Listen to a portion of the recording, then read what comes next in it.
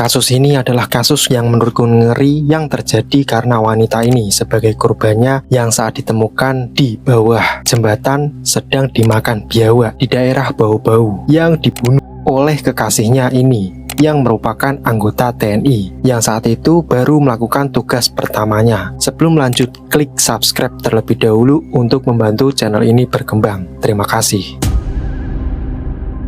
Pada Minggu siang 21 Desember 2025, sekitar pukul 12.30 waktu Indonesia Tengah, lalu lintas di kawasan Jalan Lingkar Bumi, Sorowolyo, Kota Bau-Bau, seorang warga yang sedang melintas memutuskan berhenti sejenak di dekat jembatan permandian Kogawuna. Awalnya tidak ada yang terlihat aneh, namun dari kejauhan perhatiannya tertuju pada beberapa biawak yang sedang berkumpul di bawah jembatan. Jumlahnya sangat banyak. Rasa penasaran membuat pria itu mendekat, tapi setelah melihat apa yang ada di depan matanya, tubuhnya mendadak kaku. Di hadapannya terlihat sosok jasad perempuan muda tergeletak tanpa busana dalam kondisi yang sangat mengenaskan. Tubuh korban sudah menunjukkan tanda-tanda pembusukan. Yang paling ngeri, sebagian tubuhnya sudah menjadi santapan segerombolan biawak yang lebih dahulu menemukan lokasi itu. Pria tersebut spontan sibuk mengambil HP dan merekam sebagai dokumentasi awal agar dia tidak dicurigai sebagai pembunuh,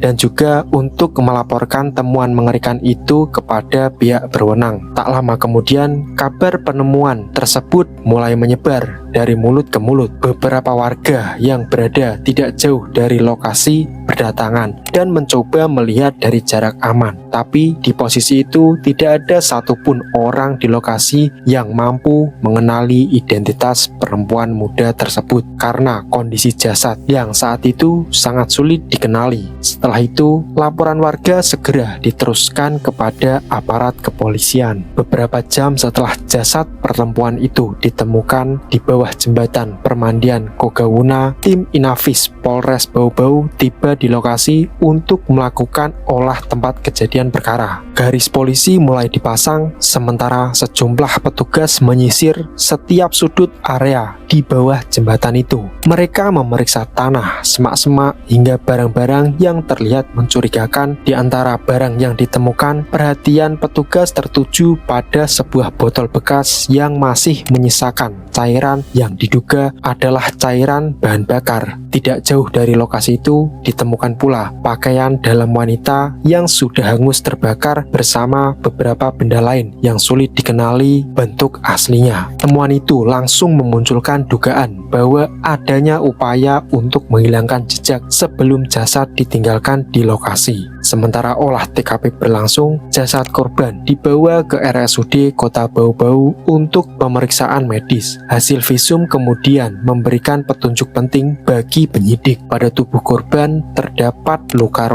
pada bagian leher yang diduga disebabkan oleh benda tajam. Selain itu, terdapat luka benturan pada kelapa yang mengarahkan pada penggunaan benda tumpul. Di sejumlah bagian tubuh juga ditemukan luka bakar yang cukup luas. Atas beberapa fakta yang dikumpulkan oleh polisi mulai menyusun kemungkinan bahwa korban lebih dulu mengalami serangkaian tindak kekerasan di lokasi lain sebelum akhirnya tubuhnya dibawa ke jembatan tersebut. Minggu 21 Desember 2025, beberapa jam setelah penemuan jasad perempuan misterius di bawah jembatan Kogawuna menghebohkan Kota Bau-Bau, foto dan informasi mengenai korban mulai beredar luas di media sosial agar identitas korban segera diketahui. Di sisi lain, di Kelurahan Waruruma, keluarga WK yang saat itu masih menunggu kabar sang putri mulai merasa tidak beres. Sejak pagi, WK yang berusia 23 tahun sebenarnya masih sempat datang ke rumah. Tidak ada yang terlihat aneh. Namun ketika salah seorang kerabat melihat unggahan tentang penemuan jasad perempuan muda tanpa identitas, rasa penasaran berubah menjadi kegelisahan. Keluarga segera mendatangi Polres Bau-Bau untuk mencari kepastian tentang berita tersebut. Sesampainya di kantor polisi, mereka mendapat arahan untuk langsung menuju ke rumah sakit tempat jasad korban disimpan. Di ruang identifikasi lokasi rumah sakit, petugas terlebih dahulu meminta keluarga untuk menenangkan diri. Setelah sedikit tenang, mereka pun akhirnya membuka kain penutup jenazah perlahan dan tangis pun pecah tanpa bisa ditahan. Perempuan muda yang pagi harinya masih sempat datang berkunjung ke rumah ternyata adalah sosok yang kini terbaring tak bernyawa di hadapan mereka. Kabar itu segera menyebar ke keluarga besar. Nama korban yang sebelumnya masih menjadi misteri akhirnya terungkap. WK adalah seorang janda muda berusia 23 tahun dengan 2 anak. WK dikenal aktif di media sosial dan hidup mandiri di kawasan Kecamatan Wolio. Tidak ada satupun anggota keluarga yang menyangka pertemuan singkat pada Minggu pagi tahun 2025 itu akan menjadi pertemuan terakhirnya. Sebelum kita masuk ke dalam kasusnya, kita harus cari tahu kok bisa WK meninggal dan kenapa. Menjelang akhir tahun 2025, kehidupan WK terlihat berjalan seperti biasa. Perempuan berusia 23 tahun itu dikenal sebagai ibu muda yang hidup mandiri di sebuah kos di kawasan Kecamatan Wolio, Kota Bau-Bau. Meski berstatus janda dan memiliki 2 anak, ia tetap aktif menjalani aktivitas sehari-hari di sela kesibukannya. WK gemar memasak, berolahraga, dan mengabadikan berbagai momen melalui media sosialnya. 19 Desember 2025, ia bahkan masih sempat mengunggah status di Facebook. Lalu, pada hari Minggu 20 Desember 2025, WK meninggalkan rutinitas sejenak untuk mengunjungi rumah ibunya di Kelurahan Waruruma yang pada saat itu jaraknya sekitar 14 km dari tempat tinggalnya. Kunjungan itu berlangsung seperti biasa, tidak ada peristiwa yang dianggap istimewa. Di tengah kehidupannya, WK juga diketahui sedang menjalin hubungan asmara dengan seorang anggota TNI muda bernama Pradaye yang saat itu berusia 19 tahun. Hubungan mereka bukan rahasia. Keluarga mengetahui hubungan tersebut, bahkan sebelumnya telah menerima kehadiran Pradaye dalam acara keluarga pada November 2025. Bahkan tetangga sekitar pun mengenal hubungan keduanya. Dari luar, semua tampak berjalan normal. Setelah meninggalkan rumah keluarganya, WK diduga bertemu dengan Pradaye, anggota TNI berusia 19 tahun yang selama ini dikenal sebagai kekasihnya. Saat itu WK datang tanpa rasa curiga sedikit pun. Di titik inilah misteri mulai berubah menjadi tragedi. Berdasarkan hasil penyelidikan yang kemudian berkembang, penyidik menduga korban dan pelaku bertemu pada hari yang sama dengan sebuah mobil rental yang disebut-sebut menjadi lokasi awal terjadinya peristiwa tragis tersebut. Di posisi itu, ternyata WK dalam kondisi yang sedang mengandung anak dan WK meminta Pradaye untuk bertanggung jawab atas kehamilan WK. Di dalam kendaraan itulah, menurut dugaan penyidik, Pradaye melakukan tindakan kekerasan yang kemudian hasil visum menunjukkan adanya luka akibat benda tumpul di bagian kepala WK dan luka pada bagian leher akibat sayatan benda.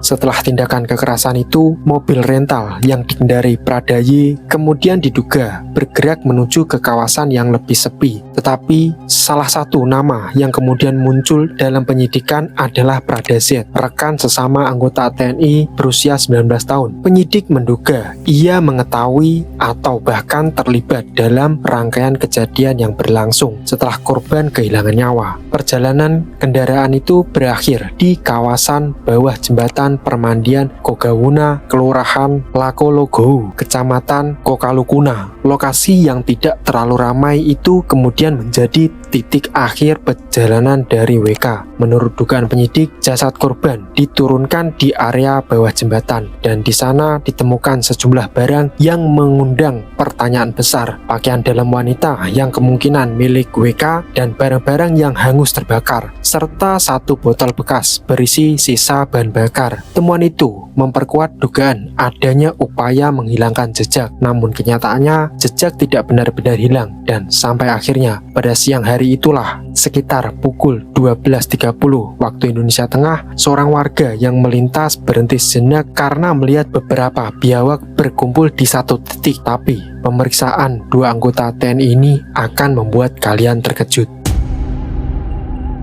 Memasuki hari-hari awal penyelidikan, pada akhir Desember 2025, perhatian publik mulai tertuju pada satu perkembangan penting. Nama korban yang sebelumnya sudah teridentifikasi sebagai WK, seorang ibu muda atau janda yang berusia 23 tahun, kini diikuti dua nama lain dalam proses pemeriksaan. Subdenpom Bau-Bau mengamankan dua anggota TNI muda, yaitu Pradaye dan juga Pradasyet. Keduanya sama-sama berusia 19 tahun, yang menurutku masih muda banget, dan keduanya juga merupakan prajurit yang baru beberapa bulan menjalani penugasan setelah menyelesaikan pendidikan militer pada pertengahan tahun 2025. Di lingkungan satuannya, kedua prajurit muda itu dikenal sebagai anggota yang belum lama bertugas. Mereka ditempatkan di Yonif TP 823 Raja Wakaka, satuan yang baru diresmikan pada tahun 2025 saat itu. Seiring proses berjalan, satu fakta penting mulai terungkap. Dari hasil pemeriksaan awal, diketahui Pradaye memiliki hubungan asmara dengan WK. Informasi ini bukan sesuatu yang asing bagi keluarga korban, karena hubungan tersebut memang sudah diketahui sebelumnya. Sementara itu, Pradasyet diketahui merupakan rekan satuan Pradaye. Di ruang pemeriksaan, penyidik berusaha menyusun setiap potongan informasi secara berurutan.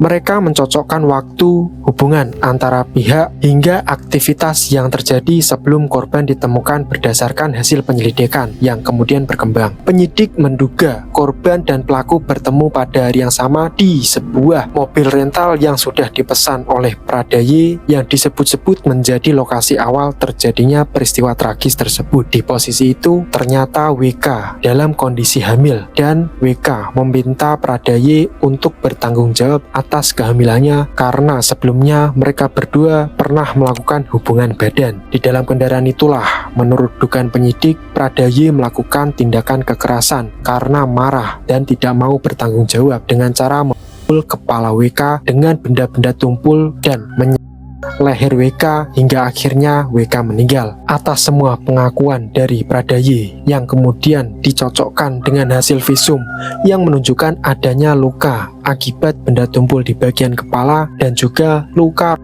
pada leher akibat benda tajam di dalam mobil tersebut. Setelah tindakan kekerasan itu selesai, mobil rental yang dikendarai Pradaye kemudian diduga bergerak menuju ke kawasan yang lebih sepi. Pradaye yang saat itu panik langsung membawa mobilnya ke salah satu sahabat dekatnya, yaitu Pradasyet, yang merupakan rekan sesama anggota TNI yang berusia 19 tahun. Karena minimnya informasi publik, admin hanya bisa menduga Pradasyet mengetahui dan bisa juga dia terlibat dalam rangkaian kejadian yang berlangsung setelah korban kehilangan nyawa. Kendaraan rental itu pun melanjutkan perjalanan yang kemudian berakhir di kawasan bawah jembatan Permandian Kogawuna, Kelurahan Lakologu, Kecamatan Kokalukuna, yang dimana lokasi tersebut tidak terlalu ramai dan kemudian menjadi titik pembuangan jasad dari WK. Menurut dugaan penyidik, jasad korban diturunkan di area bawah jembatan, dan di sana Pradaye mencoba menghilangkan jejak dengan cara membakar pakaian dalam WK dan beberapa barang yang ditemukan hangus terbakar, serta botol sisa dari bahan bakar bekas milik Pradaye. Selasa pagi, 23 Desember 2025, perjalanan terakhir WK akhirnya berakhir di Kelurahan Waruruma, Kecamatan Kokalukuna, Kota Bau-Bau. Setelah proses autopsi selesai dan jenazah pun dipulangkan kepada keluarga, warga mulai berdatangan untuk mengantar ke tempat peristirahatan terakhirnya. Sejak pagi, rumah duka sudah dipenuhi kerabat, tetangga, dan orang-orang yang mengikuti perkembangan kasus yang menyita perhatian masyarakat di kala itu. Di antara mereka, banyak yang masih sulit percaya bahwa perempuan muda berusia 23 tahun yang beberapa hari sebelumnya masih menjalani aktivitas seperti biasa, kini akan dimakamkan. Menjelang pukul 11 waktu Indonesia Tengah, iring-iringan jenazah bergerak menuju ke lokasi pemakaman. Namun, seolah menjadi bagian dari hari yang akan terus dikenang keluarganya, langit yang sejak pagi mendung akhirnya menurunkan hujan deras. Hujan yang turun membuat tanah pemakaman pemakaman berubah menjadi basah dan licin, tetapi tidak mengurangi jumlah orang yang datang untuk memberikan penghormatan terakhir. Saat jenazah tiba di area pemakaman, keluarga kembali berkumpul mengelilingi tempat peristirahatan terakhir WK. Tangisan yang sejak pagi terdengar di rumah duka kembali pecah. Beberapa anggota keluarga saling berpegangan dan menangis histeris karena tidak mampu menahan kesedihan mereka. Tapi atas semua itu, yang paling kehilangan adalah ibu korban. Sejak awal pemakaman berlangsung, kondisinya terlihat lemah. Ia terus mengikuti jalannya proses sambil sesekali menyebut nama anaknya, dan tidak lama kemudian tubuhnya melemah hingga harus dibantu keluarga setelah sempat kehilangan kesadaran sebelum seluruh rangkaian pemakaman selesai. Beberapa anggota lain meminta agar kasus kematian WK diusut hingga tuntas dan seluruh fakta dibuka dengan jelas. Karena kasus ini melibatkan dugaan pembunuhan berencana terhadap seorang perempuan yang sedang hamil atau mengandung, serta pelakunya merupakan anggota TNI aktif, maka proses hukumnya dapat berlangsung secara peradilan militer. Ancaman hukuman yang berpotensi dikenakan sangat berat, mulai dari pidana penjara belasan tahun, penjara seumur hidup, hingga pidana mati apabila penyidik dan pengadilan nantinya membuktikan adanya unsur perencanaan dan pemberatan lainnya. Selain pidana pokok, pelaku juga berpotensi menerima sanksi militer berupa pemecatan dengan tidak hormat dari dinas TNI apabila terbukti bersalah dan putusan telah berkekuatan hukum tetap. Semoga kita semua bisa mengambil pelajaran dari kasus ini yang merupakan kasus yang cukup ngeri. Kasus ini menunjukkan bahwa satu keputusan yang diambil untuk menghindari tanggung jawab dapat berubah menjadi rangkaian tindakan yang menghancurkan banyak kehidupan sekaligus. Ketika masalah dihadapi dengan kebohongan, kepanikan, dan emosi sesaat, akibatnya seringkali jauh lebih besar dari masalah awalnya. Dari sisi psikologi, pelajaran yang paling menusuk adalah bahwa kedewasaan tidak terlihat dari usia atau seragam yang dikenakan, tetapi dari keberanian menerima konsekuensi atas perbuatannya sendiri. Tanggung jawab yang dihindari hari ini bisa berubah menjadi penyesalan yang tidak dapat diperbaiki seumur hidup.